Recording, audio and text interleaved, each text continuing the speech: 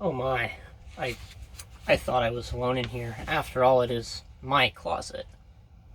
But since you're here, maybe it's time for the weekly roundup. This week we read The Death of Ivan Ilyich by Tolstoy. And I'll be honest, I think it was pretty bad. This video should be pretty short because I have one aspect of his writing that I want to focus on that really just, is the main reason that I'm not keeping this book. I'm very much trading this in at a bookstore. And that is how he displays the psychology of characters.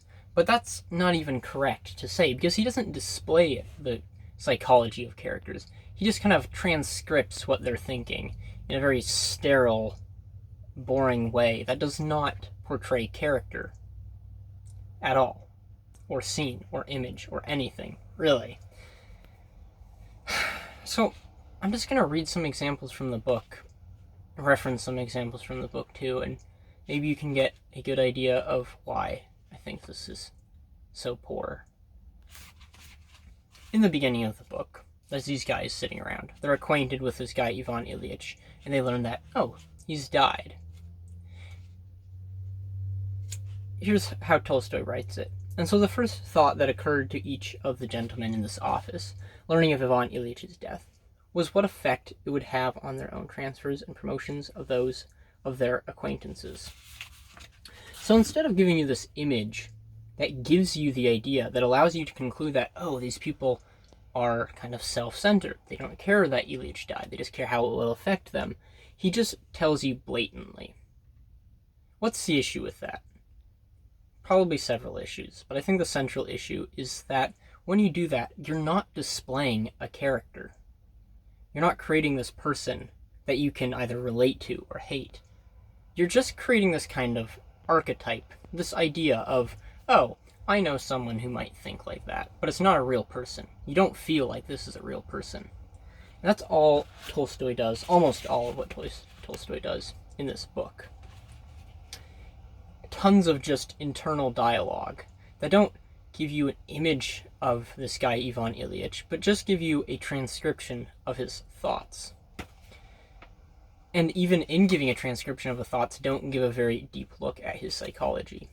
Some other examples of how ridiculous this writing gets is in another part of the book. In fact, I think still in the same chapter, there's this guy, and he's like, Tolstoy writes like, he winked, as if to say, who cares that Ilyich died? No one cares that Ilyich died. Let's go play cards later tonight. It's like, no, incorrect. You can't wink like that. That would be impressive if you could communicate that much with a wink. But you don't get that image. You don't get what this guy, you get this vague, abstract concept that this guy is maybe a little smarmy. He's self-centered. This guy he knows dies and all he thinks about is playing card. So you have this abstract concept. You don't get an image of his character. You don't know what this guy looks like, how he acts. If you think about people you know well, you kind of know what they're thinking based off of their body language, their facial expression, what they say.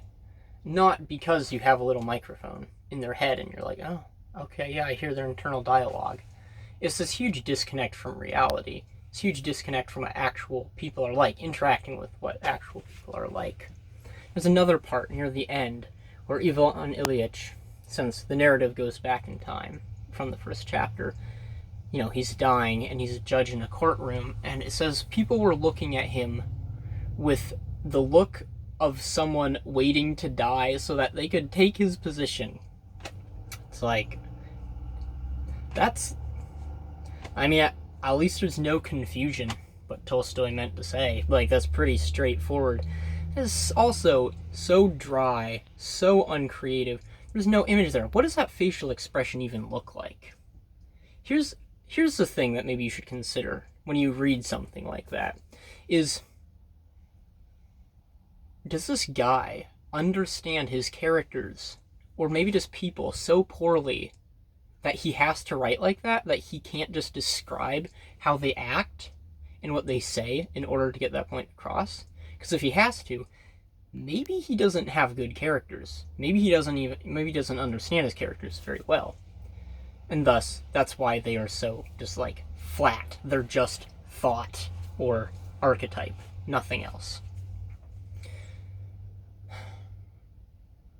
It's a pretty bad book, but it had some redeeming moments. I think there's a couple spots in here that's like, okay, maybe this guy knows how to write. And if he had written like this for the whole book, it could have been pretty interesting, but he didn't. I'll give a couple examples. Here he is dying, his family comes in, along with his youngest son.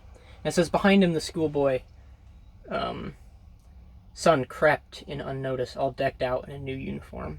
Poor fellow, with gloves on and those awful dark circles under his eyes, whose meaning Ivan Ilyich understood only too well. He had always felt sorry for his son. He found the boy's frightened, pitying look terrifying to behold. So here, it gives you this exposition of what he's thinking about his son. But what's different about it in this case is that by saying that, it implies something deeper. Because it is just saying, yes, he feels sorry for his son, but there's such a detachment from him and his son in the language that's implied, as if he's just observing his son from a distance. So that's when something like that, like going into a person's internal dialogue, has value, is when you can imply something yet another level deeper like that. And that's what he does in that scene. But in a lot of the scenes, all he's doing, like I said many times already, is just transcripting your thoughts. Another part that was not too bad is this part where he starts recollecting, he's dying, he starts recollecting his childhood. And everything that happens to him kind of like reminds him of a part in his childhood. For instance, he's eating this prune soup, which, that sounds pretty good. Prune soup, yeah. And it like takes him back to his childhood when he was eating prunes. And a specific memory in his childhood and a specific person. And that is so much more interesting than most of the stuff in this book, because most of the stuff in this book, like I said, it is so abstract. It is so unanchored to anything sensory, to anything like human interaction. But there you actually you taste the prune, you feel the stickiness of the prune. You see how his mind is working, how it gets from one point to the other. And you can actually conclude what is happening based off of this data you're given, instead of it just being served up on a plate, there you go. That's what he's thinking, in quotation marks even. So all that to say, I think this is a pretty poor book. I wouldn't recommend it. I wouldn't waste your time reading it. But I suppose if you want to know how to avoid writing in this way, maybe it's not that bad of use of time. It's only 100 tiny little pages. They're pretty small pages. So it wouldn't take a lot of time. It took me... You could read it in a day, really, if you somehow got into it. I don't know how. But, if you think anything I've said in this video is a little vague, I'd encourage you to come to the stream where I read stuff like this live and go more in depth. Or better yet, you could just buy the book. But like I said, not a great read. But still, if you're interested in how to not suck and not write like Tolstoy, maybe you should read this. Anyhow, that's it. I'm streaming Tuesdays, Thursdays, Fridays, Sundays at the moment from 5 to 6, doing this exact kind of thing. Critiquing, analyzing, hopefully saying something intelligent. So you can find me there.